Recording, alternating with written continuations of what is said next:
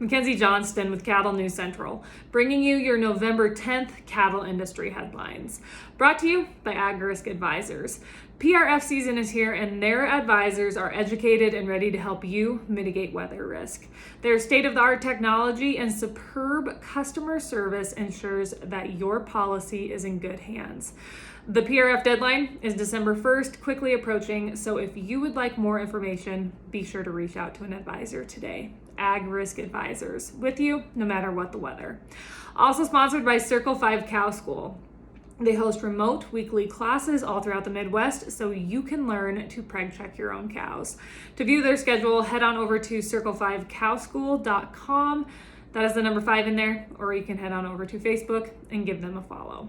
So as many of you have heard in the past 24 hours, there is a piece of legislation that is soon going to be introduced by 4 senators that came together in a compromise in hopes of ironing out some of the issues within our cattle industry. So the Beef Magazine has reported that Senators Deb Fischer, a Republican from Nebraska, Chuck Grassley, a Republican from Iowa, John Tester, a Democrat from Montana, and Ron Wyden, a Democrat from Oregon, have reached a compromise and plan to introduce legislation in the coming days that addresses the many issues within our cattle markets. In short, this legislation will enhance price discovery and transparency by requiring packers to participate in the cash market on a plant-by-plant basis within each major cattle feeding region.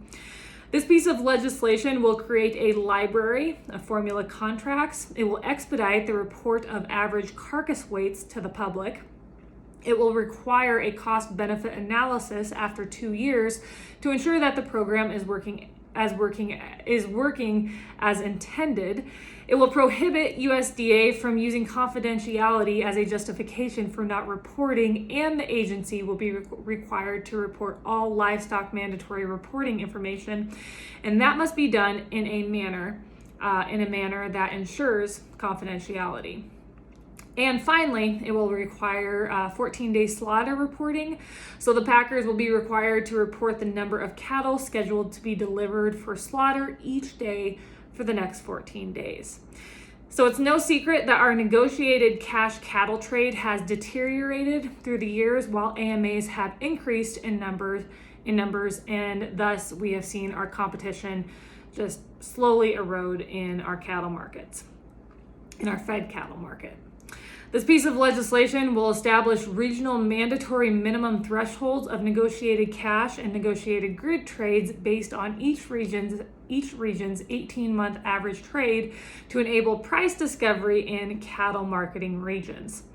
The Secretary of Agriculture, along with the chief economist, would seek public comment on those levels, set the minimums, and then implement them in order to achieve regionally sufficient levels of negotiated cash trade and negotiated grid trade.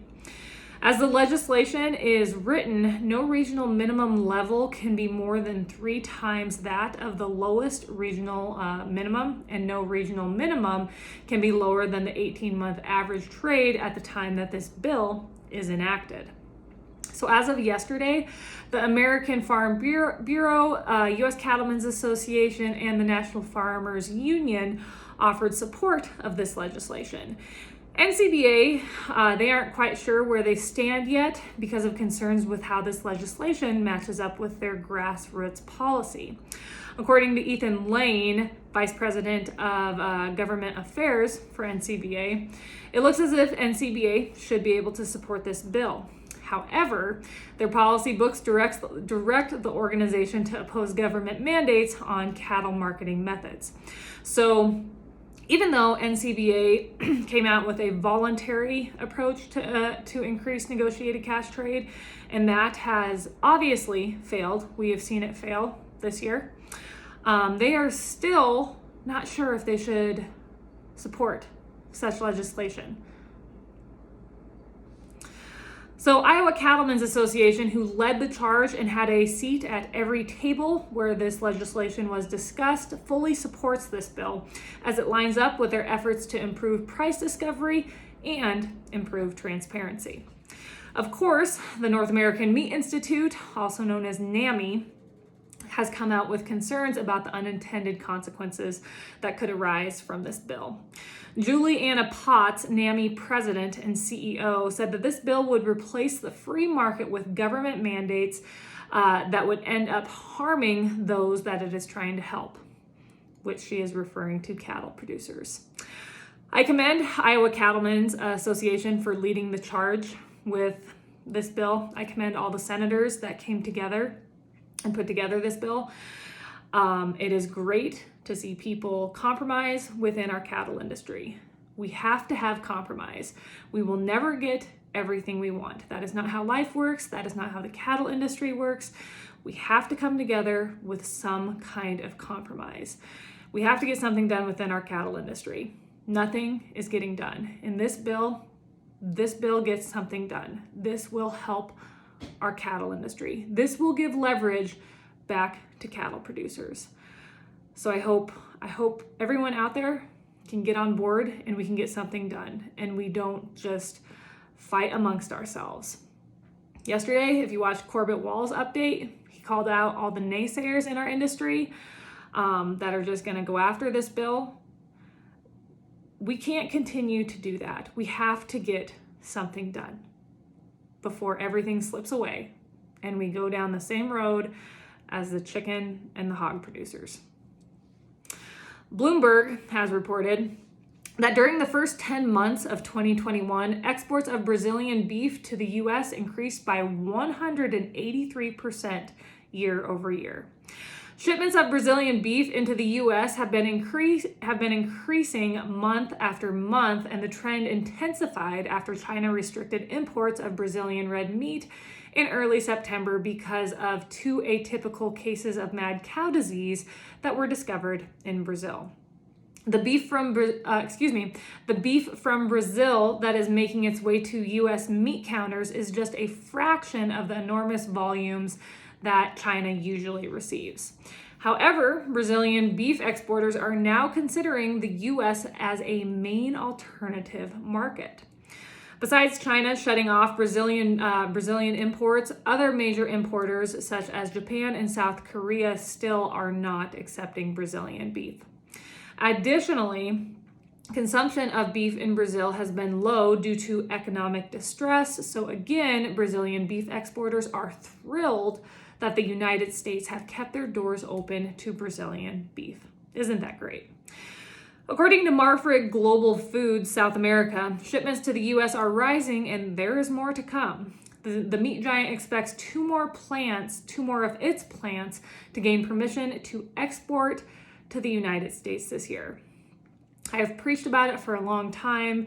I basically started off my career talking about Brazilian beef imports, about how they are detrimental to our industry, how they're detrimental to consumers, and I still stand on that opinion. It is ridiculous that we continue to import all of this beef from Brazil. Besides the fact that Brazil is straight up corrupt and the farthest thing from honest, they have known cases of mad cow disease. We are so strict about how our producers raise cattle here in the United States.